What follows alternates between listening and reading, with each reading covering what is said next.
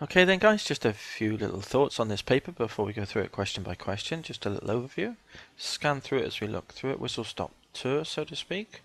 Try and simulate the sort of quick view you might have of a paper before you start the actual exam when you're looking at the paper at the very beginning. The good idea is to have a quick glance at the questions, not just to choose the questions you'd like to do first, of course, but also because your brain will then start, because you've looked at them quickly, your brain will start already thinking about the problem subconsciously. So when you actually get to the question, hopefully your brain has already done some of the work so that when you get to it, you'll be able to proceed nice and smoothly, really. So here's the C3 exam paper, EdExcel, January 2011, 90 minutes. You need to complete the table at the top. Then you've got all the instructions to candidates, the usual instructions here. Fill out the table, put the questions in the spaces provided.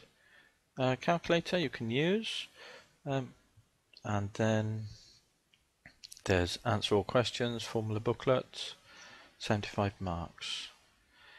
Put the label, clearly label the questions, show sufficient working to the examiner so that you gain full marks for the question. So here's the first one then. Let's have a look at this.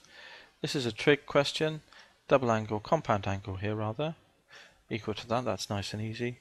And then solve this trig equation, give the answer to 2dp. Nice, easy question that. That's good. Good one to start actually.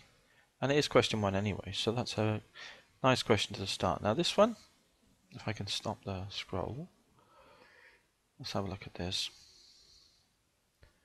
It's awkward. This is awkward algebra, but if you're happy with algebra, then it's not so bad. You basically got to get the same denominator, so you need to put the 2x minus 1 top and bottom here, and then you can combine the fraction, write it as a single fraction, and simplify. Then it says, given this, show that f of x equals this.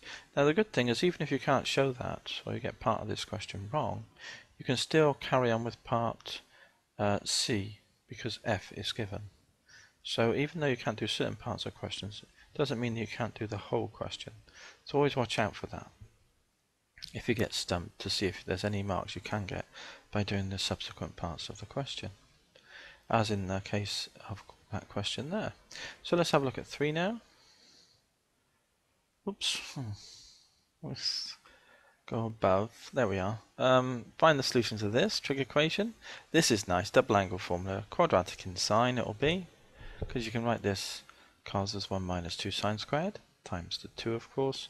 Solve, factorize. Hopefully, if you can't factorize, use the formula, and then you can solve the theta. So again, that's a nice question. So 1 and 3 are looking good at the moment. 2 slightly awkward algebra, but everything looks okay. Now this looks a long question, but basically all you've got is a formula, and then you've got initial conditions. Put them in and get A, so that's easy.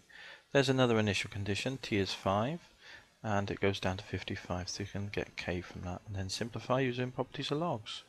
And then you've got to get d theta dt, because it's a rate question, but it's decrease, so you need minus d theta dt here. So again, that looks nasty, but there's nothing wrong with that question in principle. It just looks, and it takes a long time to read really. So that's that question 4. So that's half the paper then looked through. Here's a sketch of a curve, y equals fx. Find the points a and b here, and the maximum turning point. Here's our function, so it's a product. And we can use a product rule if we need to find the turning point, which we do.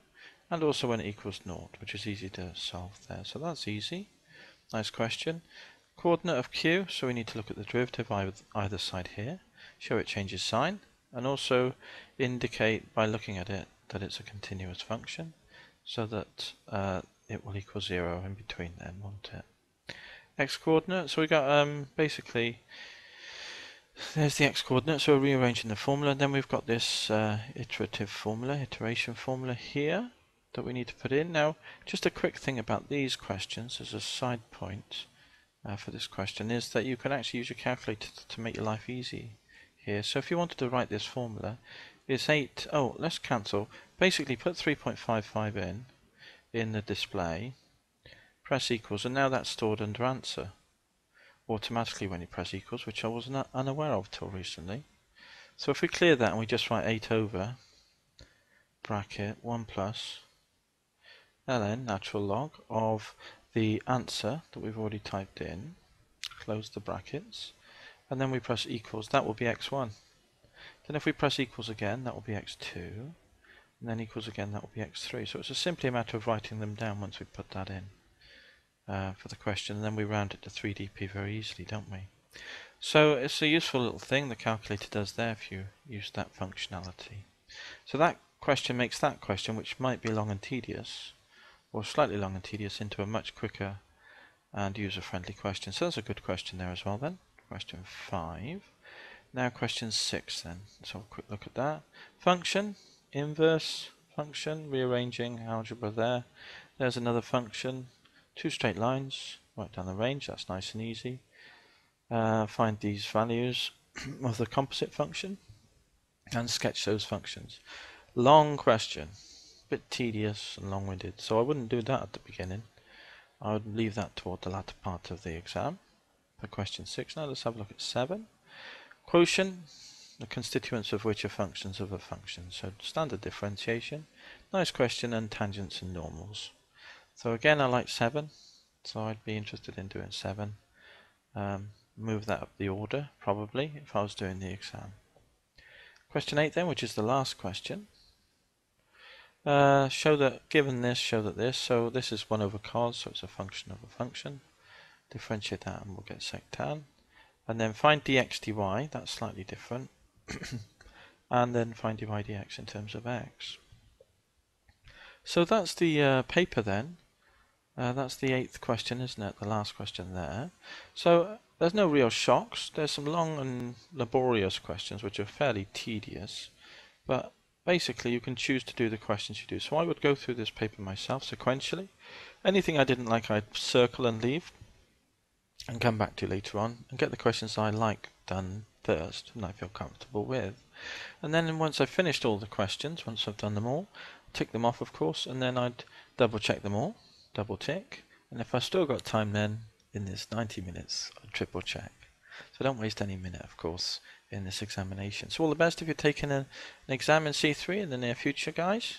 I hope you get on okay with it and hope this worksheet is of some use. Cheers!